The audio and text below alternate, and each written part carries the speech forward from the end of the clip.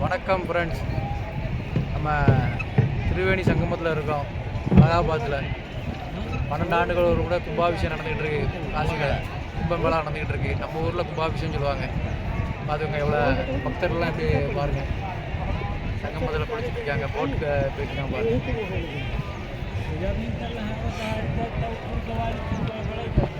இங்கே வந்ததை நீங்கள் எப்படி நினைக்கிறீங்க? பெரிய புண்ணியமாக நினைக்கிறேன். புண்ணியமாக நினைக்கிறீங்க. Very good. எத்தனை பேர் வந்திருக்கீங்க?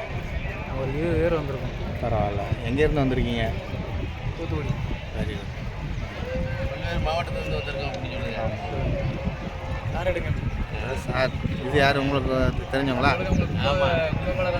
கும்பமேளா மிக சிறப்பாக நடந்திருக்கு. நாங்கள் எல்லாம் பார்த்தோம், கண்டு கழித்தோம். ஆமாம், சிறப்பாக இருக்குது. அதனால் வந்து இந்த கும்பமேளா வந்து நம்ம கலந்துக்கிட்டு இல்லை தீர்த்தாடுறது நம்மளுக்கு பெரிய பாக்கியம், ரொம்ப புண்ணியம் கிடைக்கிற மாதிரி.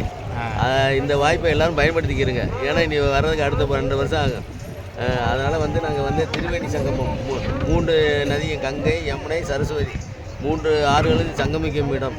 இந்த இடத்துல வந்து புனித நீராடிக்கிட்டு தற்பொழுது இருக்கிறோம். நன்றி நன்றி.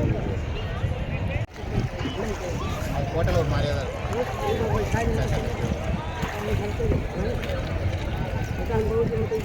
இது எப்படி இருக்குது? சேர்ந்து இருக்க மாதிரி எடுங்க.